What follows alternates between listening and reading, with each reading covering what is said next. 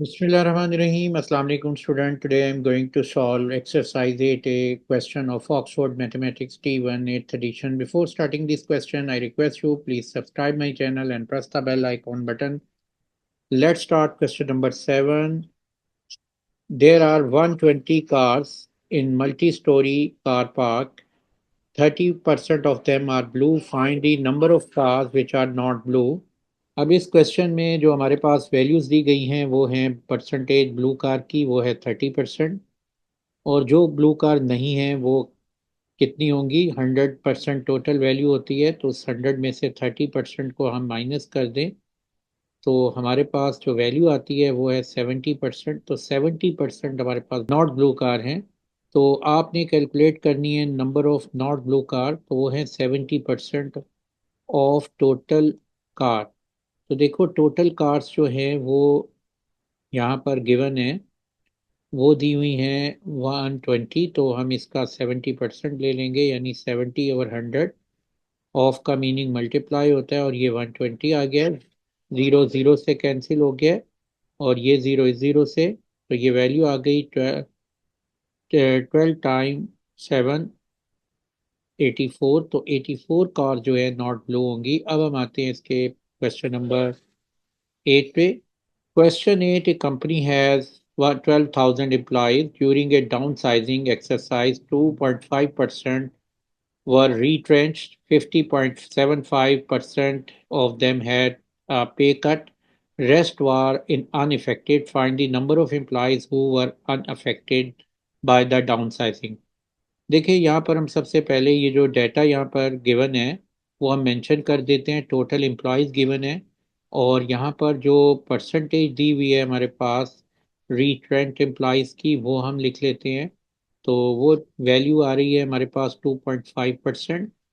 और नेक्स्ट हमारे पास जिन एम्प्लॉयज़ की पे कट हुई है तो यहाँ मेंशन कर देते हैं percentage of employees had a पे कट, तो वो हम लिख देते हैं 50.75%। और वो वैल्यू जो कि अनअफेक्टेड एम्प्लॉयज़ हैं वो कितने बनेंगे, टोटल 100% में से हम माइनस कर देते हैं 2.5 माइनस 50.75%।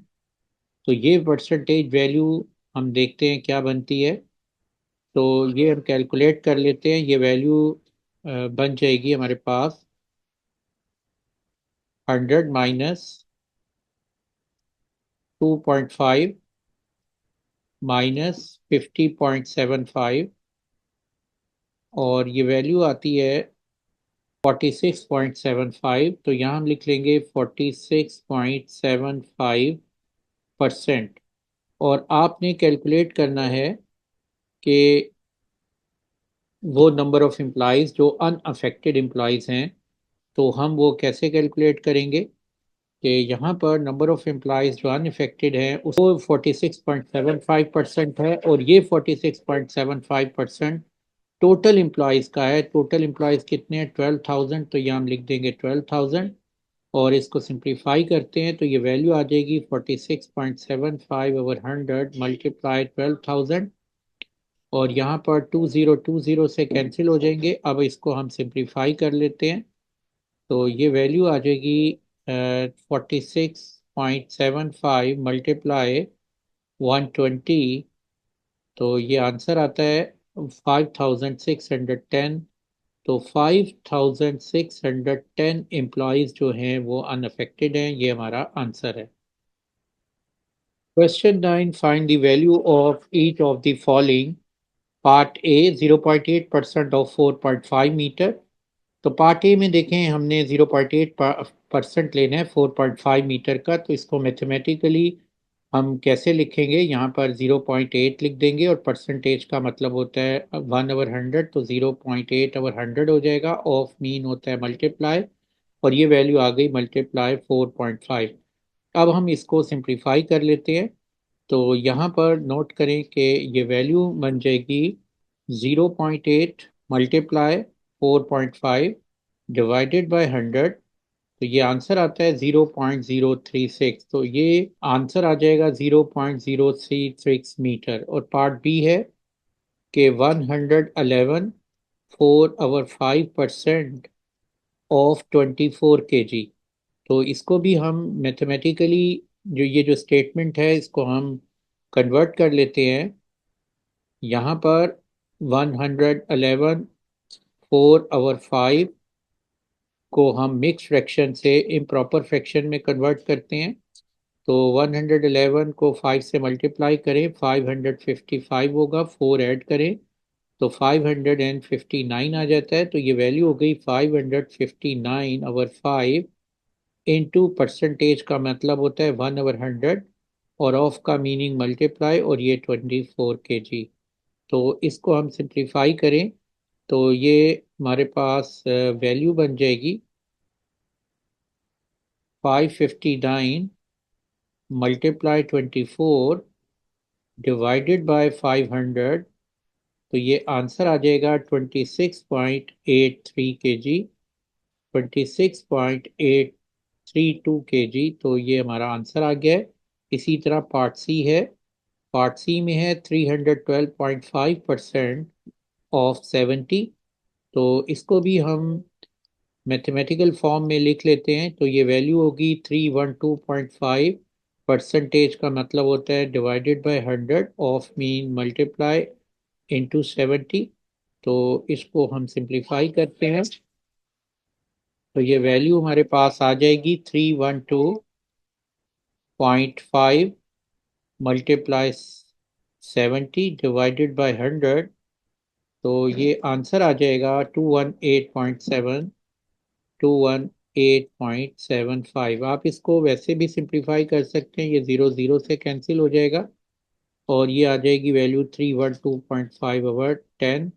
और इसको अगर आप मल्टीप्लाई 7 और अब आप इसको 10 से जब डिवाइड करेंगे तो डेसिमल शिफ्ट हो जाएगा। ये वैल्यू आ जाएगी 31.25 मल्टीप्लाई बाय 7। इसको मल्टीप्लाई करेंगे तो ये आंसर आ जाएगा हमारे पास 218.75। Question 10, Yasir was asked to find the value of 7.5% of 10,000 meter. Answer was 75,000 meter. Without performing any calculation, explain to Yasir why this answer is correct. देखिए यहाँ पर यासिर की जो एक्चुअल वैल्यू दी हुई है वो है 10,000 मीटर। तो हम यहाँ लिखेंगे यासिर value is equal to 10,000 metre.